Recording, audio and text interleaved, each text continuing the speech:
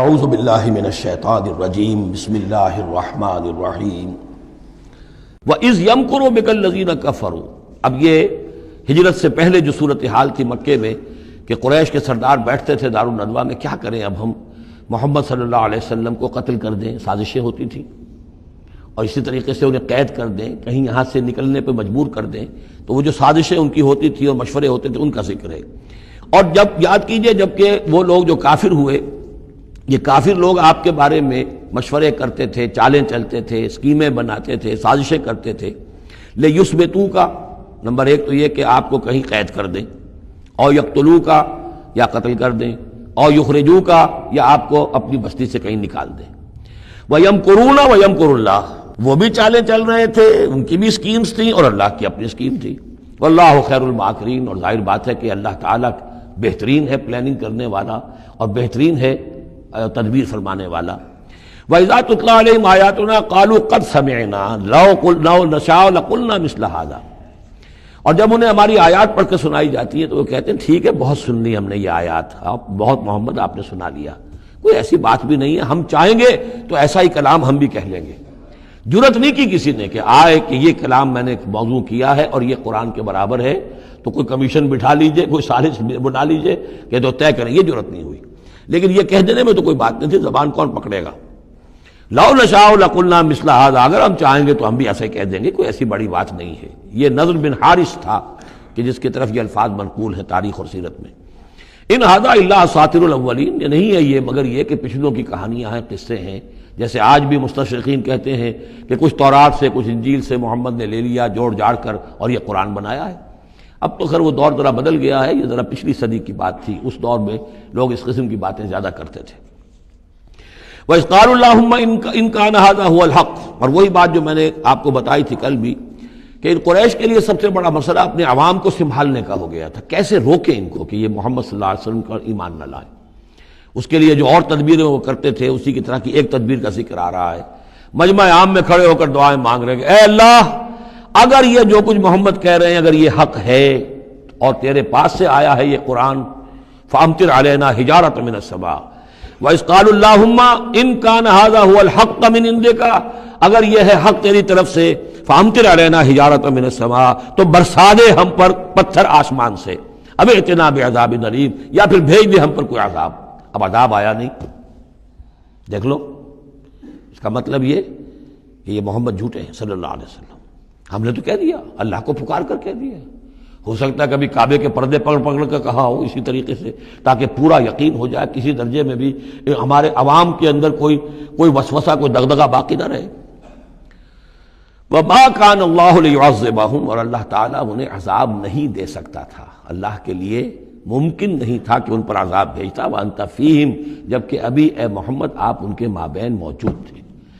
ہجرت سے پہلے معاملہ نہیں ہوا کرتا یہ، اللہ اپنے رسول کو ان کے ساتھی اہل ایمان کو نکال لیتا ہے، اس کے بعد کوئی عذاب اس نوعیت کا آتا ہے جس نوعیت کا وہ عذاب مانگ رہے تھے۔ وَأَنْتَ فِيهِمْ وَمَا كَانَ اللَّهُ مُعَذِّبَهُمْ، اللہ ان کو عذاب دینے والا نہیں تھا، وَهُمْ يَسْتَغْفِرُونَ، جبکہ وہ استغفار بھی کر رہے تھے۔ یعنی اسی مکے میں عوام الناس بھی تو تھے، سادہ لوگ بھی تو تھے، وہ استغفار بھی کرتے تھے، تلبیہ بھی پڑھتے تھے، لبیک اللہم لبیک لبیک اللہم لبیک، یہ بھی تو کرتے تھے، اللہ کو بھی پکارتے تھے۔ تو بڑا گڑبڑ سا معاملہ تھا، جب تک کہ اللہ تعالیٰ یمیز الخبیث من الطیب کر نہ دے، اس وقت تک اس طرح کا معاملہ اللہ تعالیٰ کے لیے درست نہیں تھا۔ وَمَا لَهُمْ أَلَّا يُعَذِّبَهُمْ، باقی وہ عذاب کے پورے طور سے مستحق تو ہو چکے ہیں، اور کیا ہے کون سی رکاوٹ ہے ان کے لیے؟ مَا لَهُمْ أَلَّا يُعَذِّبَهُمُ اللَّهُ، کہ اللہ تعالیٰ ان کو عذاب نہ دے، وَهُمْ يَصُدُّونَ عَنِ الْمَسْجِدِ الْحَرَامِ، جبکہ وہ روک رہے ہیں مسجد حرام سے لوگوں کو، وَمَا كَانُوا أَوْلِيَاءَهُ، اور حقیقت میں یہ اس کے متولی نہیں ہیں، یہ اس کے مختار نہیں ہیں، یہ اس کے ساتھی نہیں ہیں۔ ان اولیاءہ الا المتقون، اس اللہ کے گھر کے تو ولی اور اس کے جو اصل مجاور کہہ لیجئے یا متولی کہہ لیجئے، وہ تو ہوں گے متقی لوگ جو اللہ کا تقوی رکھتے ہوں، اللہ کی بندگی کرتے ہوں۔ ولیکن اکثرہم لا یعلمون، لیکن ان کی اکثریت علم نہیں رکھتی۔ وما کان صلاتہم عند البیت، اور انہوں نے جو نماز کا حلیہ بگاڑا ہے، نہیں ہے ان کی نماز بیت اللہ کے پاس الا مقام و تصدیہ، سیٹیاں بجاتے ہیں، تالیاں پیٹتے ہیں، یہ ان کی نماز رہ گئی ہے۔ طواف کرتے تھے تو اس میں سب سے اونچا طواف تھا برہنہ طواف، اور نماز جو تھی ان کی وہ یہ تھی، سیٹیاں بجاتے ہوئے۔ جیسے کہ آپ کو معلوم ہے کہ بعض علاقوں میں مسجدوں کے اندر جب وہ میلاد کی محفلیں ہوتی ہیں تو اس کے اندر ڈھول اور ڈھمکا، یہ میں نے سنا ہے کہ خاص طور پر افریقہ کے بعض ممالک میں کام ہوتا ہے۔ یہ اللہ کا شکر ہے اس حد تک کم سے کم یہ کہ بر عظیم پاک و ہند کے اندر جو بھی صورت ہوئی ہے وہ یہ مسجد کے اندر یہ خرافات نہیں ہوئی ہے، باقی باہر ہو رہی ہے جو بھی ہو رہی ہے۔ تو انہوں نے نماز کی بھی شکل یہ بنا دی تھی، فذوقوا العذاب بما کنتم تکفرون، تو اب چکھو مزہ عذاب کا اپنے کفر کی پاداش میں۔ ان الذین کفروا ينفقون اموالهم لیصدوا عن سبیل اللہ،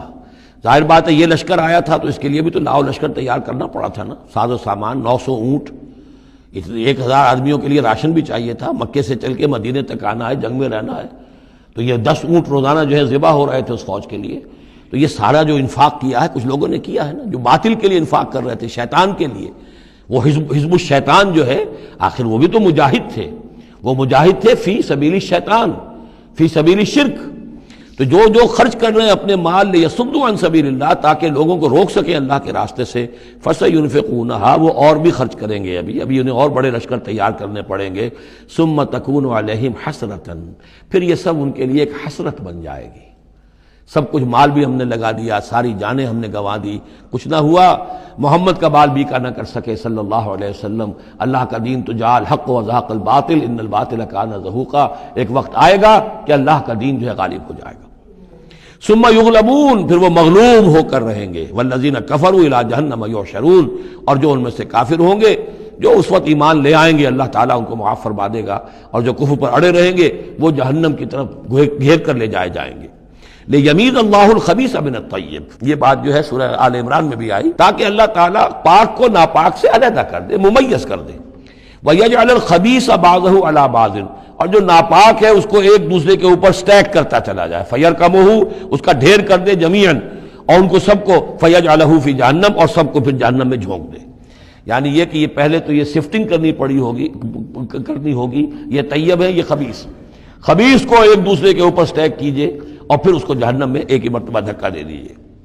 لیمیز اللہ الخبیث من الطیب ویجعل الخبیث بعضه علی بعض فیرکمہ جمیعا فیجعلہ فی جہنم اولئک هم الخاسرون، یقیناً یہی لوگ ہیں خسارے پانے والے۔ قل للذین کفروا ان ینتہوا یغفر لهم ما قد سلف،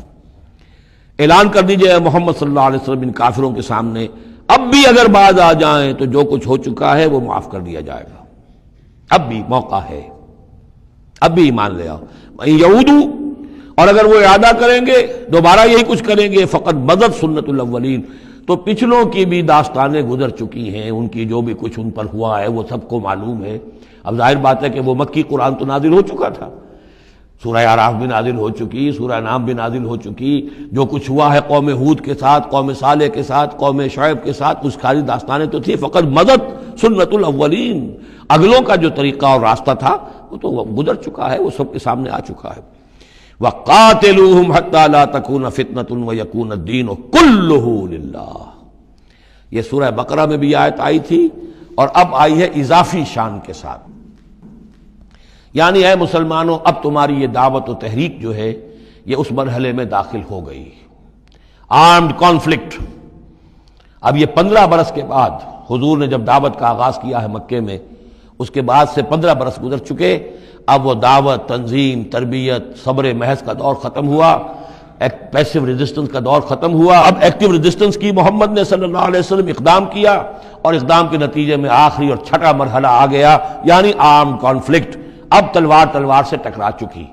اب تمہاری تلواریں نیام میں نہیں جائیں گی جب تک کام مکمل نہ ہو جائے، اور کام کی تکمیل کیا ہے؟ فتنہ بالکل ختم ہو جائے۔ وَقَاتِلُوهُمْ حَتَّى لَا تَكُونَ فِتْنَةٌ، فتنہ وہ کیفیت ہے کہ جس میں ایمان پر قائم رہنا، ایمان پر عمل کرنا مشکل ہو جائے۔ جب باطل کا غلبہ ہے تو ایک بندہ مومن کے لیے ایمان پر پوری طریقے سے کاربند ہونا مشکل ہے، لہذا اس صورتحال کو ختم کرو، یعنی اب دین کا غلبہ ہو جائے۔ حَتَّى لَا تَكُونَ فِتْنَةٌ وَيَكُونَ الدِّينُ كُلُّهُ لِلَّهِ، دین بھی جزوی نہیں، کل کا کل دین اللہ ہی کے تابع آ جائے۔ فَإِنِ انتَهَوْا فَإِنَّ اللَّهَ بِمَا يَعْمَلُونَ بَصِيرٌ، پھر اگر وہ باز آ جائے تو جو کچھ وہ کر رہے ہیں اللہ اسے دیکھ رہا ہے۔ وَإِن تَوَلَّوْا، اور اگر پیٹھ موڑ لیں وَاعْلَمُوا تو اے مسلمانوں تم یہ جان لو ان اللہ مولاکم اللہ تمہارا مولا ہے، تمہارا ولی ہے، ساتھی ہے، مددگار ہے، پشت پناہ ہے۔ نعم المولا و نعم النصیر، کیا ہی اچھا ہے وہ حمایتی اور کیا ہی خوب ہے وہ مددگار۔ صدق اللہ العظیم۔